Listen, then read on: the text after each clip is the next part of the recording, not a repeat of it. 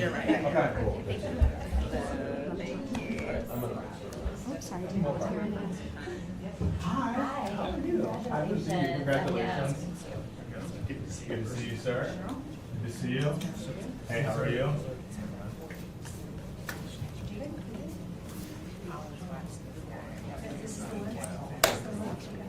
Let's do this.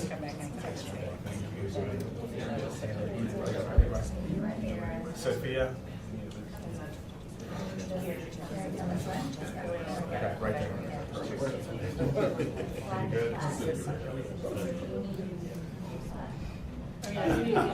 You good? I need to be more. Right? Are you ready? I'm ready to, as soon as we do this, I'm going to go over your Yes, you do. Yes, I do.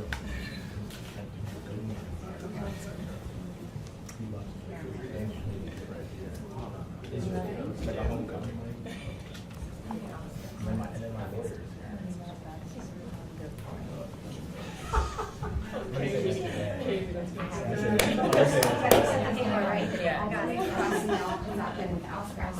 Got it.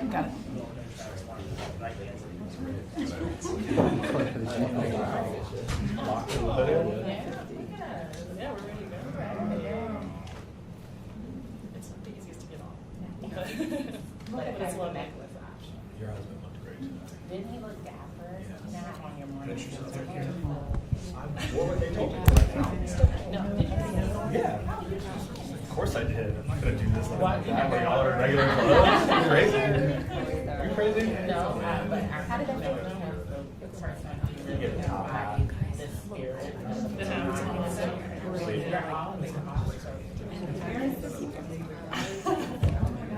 Did you hear my mom's I think I and then was I said to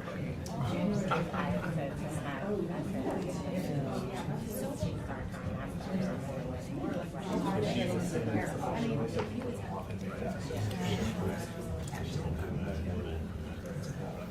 We get it.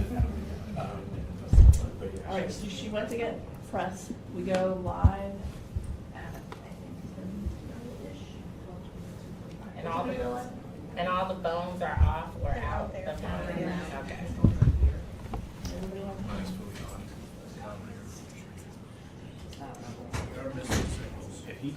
yeah, he's at a funeral. Okay. Yeah.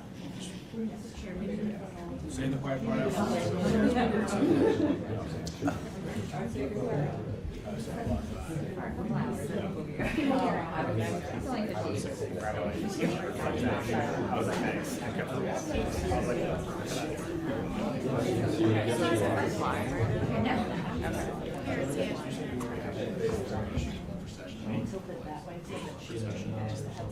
The shot is live, but there's no audio.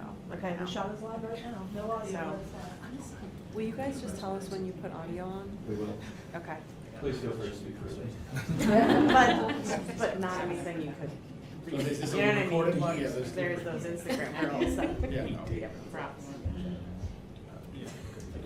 Yeah. Things are down, do not. Right, exactly. But you just go down, come down, soft, and big, and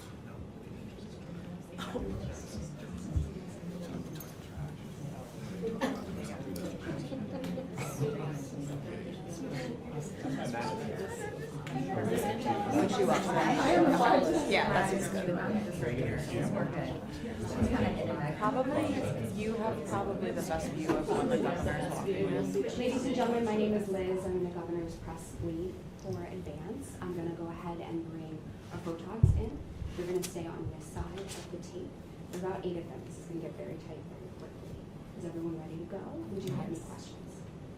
Hey Liz, when you know the governor's walking in, can you cue, because right now we're live, but there's no audio. Absolutely. Okay.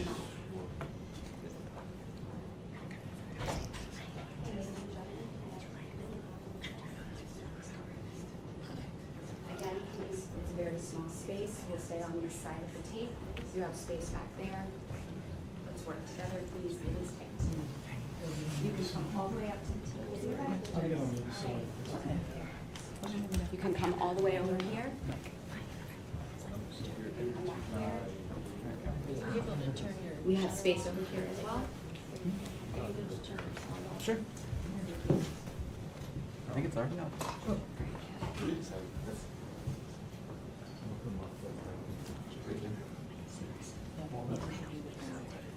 Press, are you set and ready? Thank you. Okay, stand by. Audio's coming live.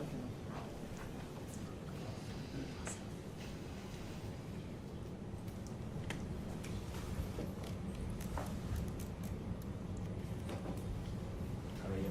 Good. Good to see you. Good to see you. Congratulations. Thank you. You're gonna miss the house, aren't you? I am, but as long as you remember that I don't like that angle from down there. Why did you not stand there? See, good job. Okay,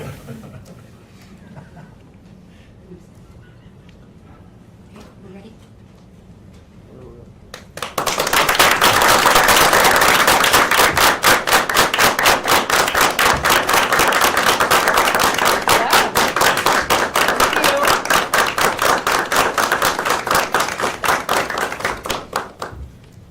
Well, we are excited to get started with this new administration, and I want to thank the Lieutenant Governor and the Attorney General for their work, and as we work together into the future.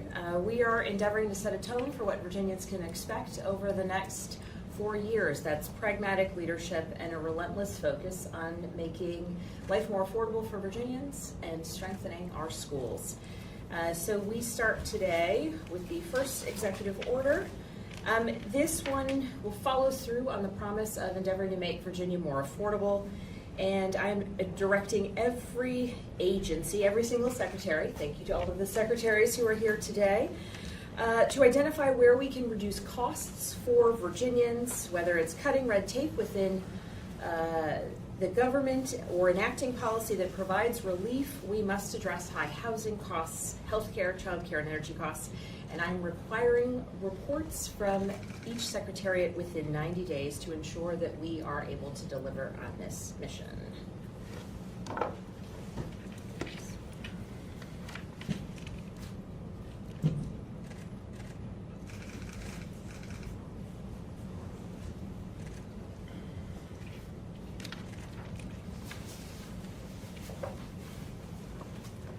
Thank you, Madam Governor. Thank you, Secretary of the Commonwealth.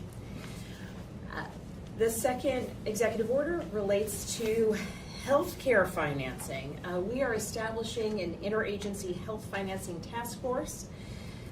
We need to respond as a Commonwealth to the crisis at hand as it relates to healthcare costs and funding cuts from the federal government. This task force will be charged with developing a strategy for health-related state agencies to maximize our use of existing federal funding, reduce any duplicative federal funding or duplicative state funding, and strengthen our long-term healthcare infrastructure.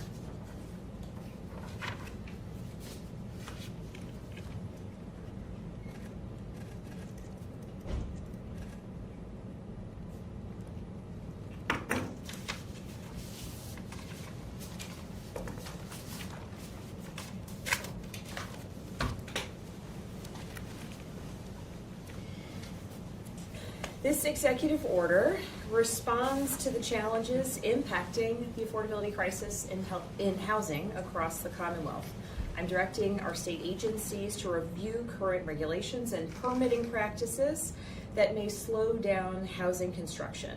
We need more homes that Virginians can afford to rent or to buy, and I am confident that we can eliminate or change some unnecessary requirements, that we can streamline approvals, and ultimately we can build more. I am creating a commission on unlocking housing production to boost this effort.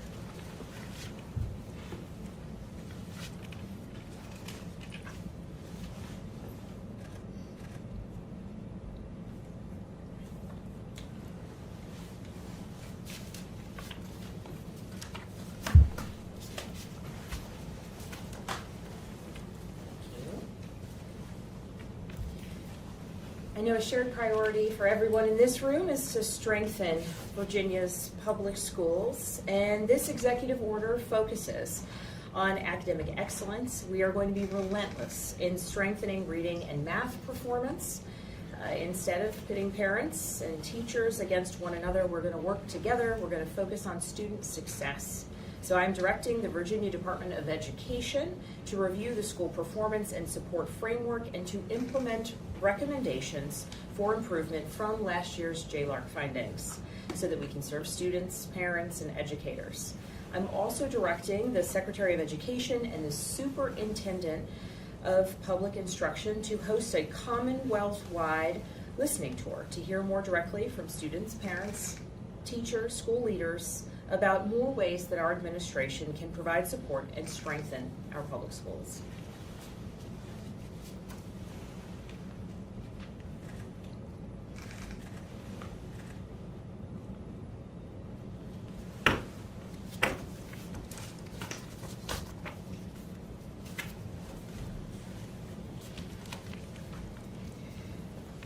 Across the Commonwealth, we have faced the real impacts of federal actions and the impacts of the chaos coming out of the federal government.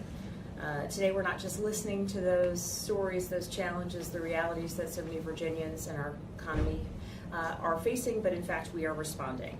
With this executive order, I am establishing the Economic Stabilization Task Force. This task force will coordinate a statewide and long overdue response to DOGE federal funding cuts, lost research dollars, reckless tariff policies, and more. We need a full assessment of the federal funds that have been cut, delayed, reduced, or potential projected impacts that we may see into the future, and we need recommendations for how we can mitigate the damage, current or future. Additionally, I will direct agencies to build out a strategy for responding to Medicaid and SNAP changes from H.R. 1 that will impact Virginians' access to these programs. And to those in the workforce who are feeling pain, we are expanding our efforts to ensure and secure job placements for displaced federal employees and contractors.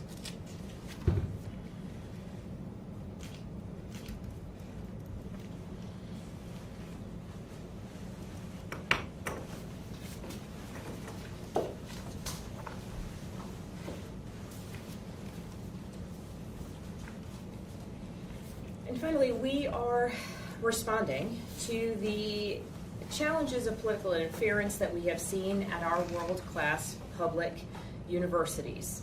This executive order directs the Secretary of Education alongside the Secretary of Commonwealth to review the process for appointing members to Virginia's public higher education governing boards. My administration will review potential legislative or policy avenues to reform our current system to make sure that we are putting the interests of students, faculty, our universities, and Virginia first.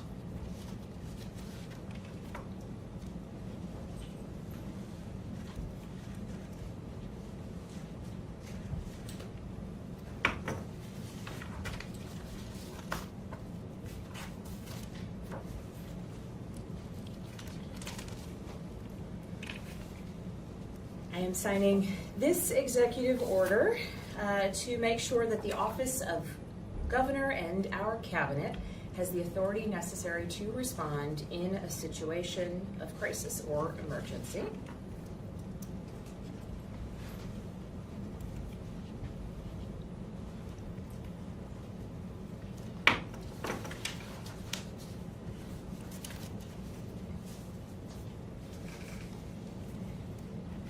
This executive order provides my team with the authority to participate in critical planning, budgetary, and personnel decisions, ensuring that my Chief of Staff, Bonnie Kren-Sherman, has the authority to do her job and do it well.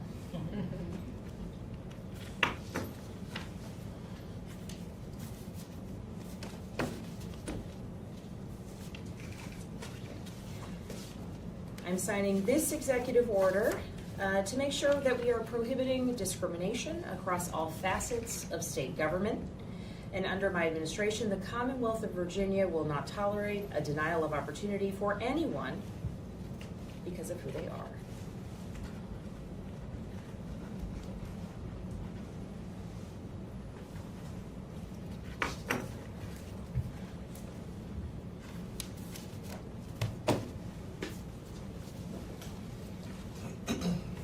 And this executive order rescinds executive order number 47.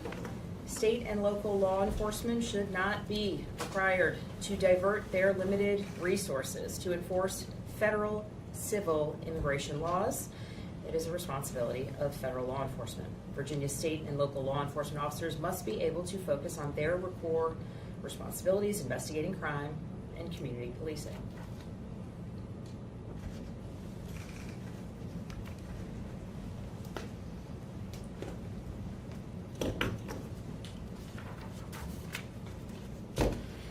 These executive orders represent just the beginning, first steps that we are taking to make a more affordable Virginia, a safer Virginia, and one focused on ensuring that the future of all of our kids is bright.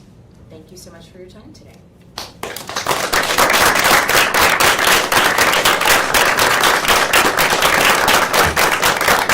you so much. All prep for the head out that way. Thank you so much, folks. I appreciate it.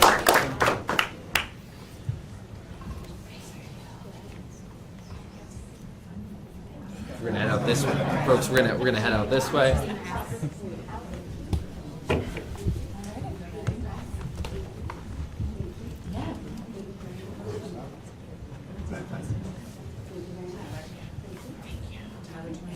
Yeah, let's get a group photo real quick.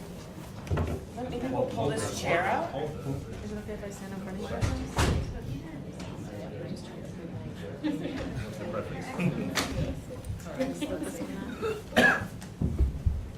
We're doing one more thing for the shot. And then we will do one standing, because this feels a little ridiculous. This is like... Very good. Her Excellency.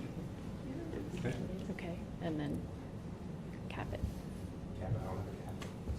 Point it at the floor, turn it off. Throw my jacket.